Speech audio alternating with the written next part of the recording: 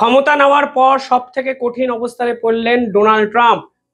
অবস্থা এমন জায়গায় চলে গেল যে সরকারি সমস্ত কাজকর্ম আজ থেকে আমেরিকায় বন্ধ হয়ে যেতে বসেছে এবং একে বলা হচ্ছে complete shutdown in US government, যা 6 বছর পর আমেরিকায় ডোনাল্ড ট্রাম্পের শাসনে ফের একবার দেখা গেল।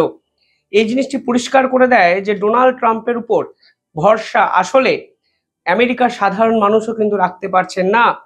একাধিক অভিযোগ এবং একাধিক বিক্ষোভের জন্য ডোনাল্ড ট্রাম্পের যে পার্লামেন্ট, আমেরিকার যে পার্লামেন্ট, সেই পার্লামেন্টের দুটো কক্ষ অর্থাৎ আপার কক্ষ সেনেট এবং লোয়ার কক্ষ যেটাকে কংগ্রেস বলা হয়, সেখানে কিন্তু বিল পাস করা গেল না। ফলে এই পুরো বিষয়টার জন্য আমেরিকা সরকারের ভবিষ্যৎ ঠিক কোন দিকে যেতে চলেছে তা নিয়ে এক বিরাট প্রশ্নচিহ্ন কিন্তু আজকে উঠে গেল। ভিডিওটি শেষ অবধি দেখবেন, এত ইম্পর্টেন্ট একটি ভিডিও এবং এর ইম্প্যাক্ট সরাসরি কিন্তু আন্তর্জাতিক রাজনীতিতে পড়বে। ফলে এই ভিডিও আপনাদেরকে অনেক নতুন তথ্য জানানোর ভিডিও এবং ডোনাল্ড ট্রাম্পের ভবিষ্যৎ আজকে কিন্তু লেখা হয়ে গেল আমেরিকায়, তা কিন্তু অনেক বিশেষজ্ঞই বলতে শুরু করেছেন। যারা এই ভিডিওটি দেখছেন তারা চ্যানেলটিকে একটু সাবস্ক্রাইব করে পাশে থাকা বেল আইকনটি ক্লিক করে আমাদের পাশে থাকবেন। ভিডিওটি শেষ অবধি দেখবেন। ইতিহাস থেকে বর্তমান, সময় থেকে সমাজ, দেশ থেকে বিদেশ, ইতিহাস শুধু বইতে নয়, দেখবেন ভিডিওতেও। এই নেটওয়ার্ক এখন অনেক বড়। আপনারা দেখছেন দ্য ইন্ডিপেন্ডেন্ট নেটওয়ার্ক। দেখুন, একাধিক সংবাদপত্রে প্রকাশিত হয়েছে যে আমেরিকার সরকার কমপ্লিট শাটডাউনের মুখে দাঁড়িয়ে আছে। এই শাটডাউন বিষয়টি কি? দেখুন, ভারত সরকারের সাংবিধানিক যে স্ট্রাকচারটি আছে তার সাথে আমেরিকার সাংবিধানিক স্ট্রাকচারের একটা পার্থক্য আছে। সেখানে কিন্তু যদি প্রেসিডেন্সিয়াল পদে কোনো প্রার্থী জয়লাভ করে তাহলে সামগ্রিকভাবে তার পার্টি কিন্তু সরকার গঠন করে। কিন্তু ভারতের সংবিধান কি বলছে? সেখানে যদি আপনাদের নিজস্ব একটি পার্টি সর্বাধিক ভোট পায়, অর্থাৎ সর্বাধিক আসন পায়, তাহলে সেই পার্টি থেকে কিন্তু একজন নির্বাচিত নেতাকে প্রধানমন্ত্রী করা হয়। অর্থাৎ আমেরিকার সাথে ভারতের এখানে পার্থক্য হলো, আমেরিকাতে প্রেসিডেন্সিয়াল কনস্টিটিউশন কিন্তু বলবৎ আছে, যা ভারতে কিন্তু নেই। অর্থাৎ প্রেসিডেন্ট জিতলে প্রেসিডেন্টের পার্টি দেশ চালাবে, আর এখানে যারা সর্বোচ্চ আসন পাবে তাদের দ্বারা নির্বাচিত একজন প্রধানমন্ত্রী দেশ চালাবেন। এই হলো বেসিক পার্থক্যটা। এবার আমেরিকায় বর্তমানে হয়েছে কি, দেখুন, আমাদের এখানে কেন্দ্রীয় সরকার অনেকগুলো প্রকল্প লঞ্চ করেন এবং সেই প্রকল্পগুলোর টাকা কিন্তু কেন্দ্রীয় সরকারের পক্ষ থেকে রিলিজ করা হয়। আমেরিকাতে এবার হয়েছে যে সরকার দ্বারা যত প্রকল্প আছে, সরকারের যত কর্মচারী আছে, তাদের ক্ষেত্রে যখন পয়সা রিলিজ করা হবে সেই রিলিজের জন্য কিন্তু আপার কক্ষ এবং লোয়ার কক্ষ অর্থাৎ আমেরিকার দুটো কক্ষ সেনেট এবং কংগ্রেসে একটি বিল পাশ করাতে হয়। কিন্তু এক্ষেত্রে দেখা যাচ্ছে সেই বিল কিন্তু পাশ করাতে পারেননি ডোনাল্ড ট্রাম্পের পার্টি। অর্থাৎ ডোনাল্ড ট্রাম্পের পার্টিকে কিন্তু সমর্থন অনেকেই করছেন না এবং এর ফলে আমেরিকাতে কিন্তু একাধিক প্রকল্প এবং একাধিক গুরুত্বপূর্ণ কাজ আজ থেকে প্রায় বন্ধ হওয়ার মুখে। দেখুন, এখানে যে আরো যদি ডিটেলে যান তাহলে দেখবেন আমেরিকার যে ফিসকাল ইয়ার সেটা কিন্তু 30শে সেপ্টেম্বর 2025 শেষ হচ্ছে। আমাদের 31 মার্চ অব্দি, এটা আপনারা অনেকেই জানেন।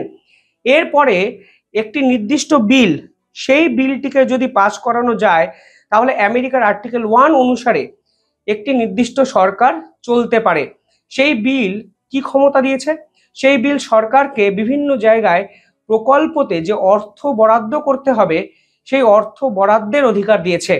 কিন্তু এই বিল যদি পাস করানো না হয় তাহলে বহু নন এসেনশিয়াল কাজকর্ম এবং বহু গুরুত্বপূর্ণ কাজ যেগুলো সরকারি টাকায় হচ্ছে সেই জায়গায় কিন্তু সরকার আর টাকা দিতে পারবে না।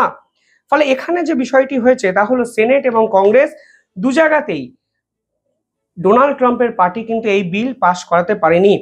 ডোনাল্ড ট্রাম্পের পক্ষ থেকে রিকোয়েস্ট করা হয়েছিল যে অন্তত টেম্পোরারি বেসিসে কিছু ফান্ডিংকে অ্যালট করা হোক, নাহলে আমেরিকা সম্পূর্ণভাবে ভেঙে পড়বে।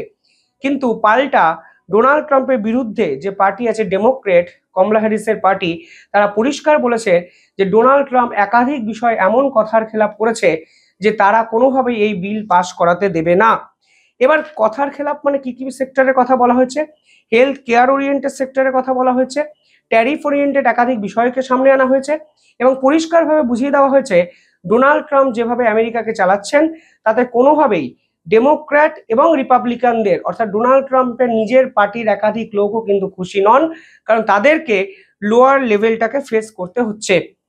যে বিলের কথা আজকে সব থেকে বেশি আলোচনা হচ্ছে, সেই বিল যদি পাশ করাতে হতো তাহলে ডোনাল্ড ট্রাম্পের পার্টি রিপাবলিকানদের দরকার ছিল 60টা ভোট, কিন্তু তারা কিন্তু 53টি ভোট পায়। ডেমোক্র্যাটদের 45টা ভোট অলরেডি ডোনাল্ড ট্রাম্পের বিপক্ষে পড়ে, এবং ইন্ডিপেন্ডেন্টের 2জন ভোট দিয়েছেন, এবং যদি সেই ভোট ডোনাল্ড ট্রাম্পের সঙ্গে জোড়া হয় তবুও 60টা ভোট কিন্তু কোনোভাবেই ডোনাল্ড ট্রাম্পের পার্টি পাবে না। অর্থাৎ পরিষ্কার হয়ে গেল যে ডোনাল্ড ট্রাম্প কিন্তু আস্তে আস্তে আমেরিকার সরকার চালানোর জন্য যে জনমত পেয়েছিলেন সেই জনমত কিন্তু হারাতে শুরু করেছেন। কারণ এই প্রথমবার সে 6 বছর পর এই রকম একটা অ্যাপ্রোপ্রিয়েশন বিল আমেরিকার পার্লামেন্টে কিন্তু পাশ করানো গেল না। আর এই অ্যাপ্রোপ্রিয়েশন বিল যদি পাশ করানো না হয় তাহলে আমেরিকার সরকারি যে structure, government office, visa office, passport office, সমস্ত জায়গায় কিন্তু কাজ স্তব্ধ হয়ে যাবে। যখন এই ভিডিও বানাচ্ছি একাধিক জায়গায় অলরেডি প্রতিবেদন প্রকাশিত হয়েছে যে অলরেডি বিভিন্ন দপ্তর কিন্তু বন্ধ হতে শুরু করেছে আমেরিকায়। এর ফলে সমস্যায় সব থেকে বেশি কারা পড়বেন জানেন? যারা সরকারি, কেন্দ্রীয় সরকারি কর্মচারী, যাদেরকে বলা হয় ফেডারাল এমপ্লয়িজ। এবং এই এমপ্লয়িজদের টাকা এবার কিভাবে দেওয়া হবে মাসের 1 তারিখে, সেটাই এখন সব থেকে বড় প্রশ্ন। এখানে সব থেকে মজাদার একটি ফ্যাক্ট আমাদের সামনে এসছে যে সরকার, ডোনাল্ড ট্রাম্পের যে সরকার আমেরিকান ফার্স্ট পলিসিকে ইমপ্লিমেন্ট করতে চেয়েছিলেন, আজকে সেই সরকারের আমলেই আমেরিকার কেন্দ্রীয় সরকারি অফিসার এবং কেন্দ্রের একাধিক দপ্তর সব থেকে বড় বিপদে কিন্তু পড়েছে। এখানে তথ্য বলছে ফেডারেল স্ট্রাকচারে প্রায় 1.8 মিলিয়ন ওয়ার্কার্স স্যালারি পাবে না আজকে। অর্থাৎ অর্থ বরাদ্দ সম্ভব নয় সরকারের পক্ষে, কিভাবে দেশ চলবে সেটাই একটা বড় প্রশ্ন। পাশাপাশি আরো 8.5 লক্ষ কর্মচারী যারা সরকারের বিভিন্ন জায়গায় কিন্তু ইনভলভ ছিলেন, তারাও কিন্তু টাকা পাবেন না। পাশাপাশি national park, museum, passport, visa, ছোট বড় বিভিন্ন কন্ট্রাক্টর সবাই কিন্তু আজকে রাজপথে নামবেন যখন মাসের 1 তারিখে কিংবা 2 তারিখের মধ্যে আমেরিকা সরকার তাদেরকে টাকা দিতে পারবে না।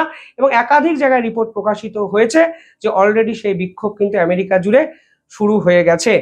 দেখুন, এই মুহূর্তে এর কিন্তু একটা ইম্প্যাক্ট আমেরিকার ইকোনমিক্যাল স্ট্রাকচারে পড়বে। আমেরিকার ইকোনমিক্যাল সেক্টর মূলত কিন্তু সরকারি কর্মচারীরাই নিয়ন্ত্রণ করেন বিভিন্ন জায়গায়। আপনি যদি ভিসা অফিস দেখেন, ন্যাশনাল পার্ক দেখেন, মিউজিয়াম দেখেন, এগুলো তো ইকোনমির একটা পার্ট। ফলে সেই ইকোনমি যখন হল্ট হয়ে যায়, স্তব্ধ হয়ে যায়, তখন সরাসরি আমেরিকার জিডিপিতে পড়বে। উল্টে ট্যারিফ ওরিয়েন্টেড একাধিক কাজকর্ম যে সরকারি কর্মচারীরা দেখছিলেন, তারা আজকে থেকে যখন রাজপথে নামবেন তখন এই ওরিয়েন্টেড পুরো বিষয়টার মধ্যেও কিন্তু একটা জটিলতা আসবে। অর্থাৎ সব মিলিয়ে আজকে আমেরিকার সরকার কিন্তু অত্যন্ত বিপদে পড়লো।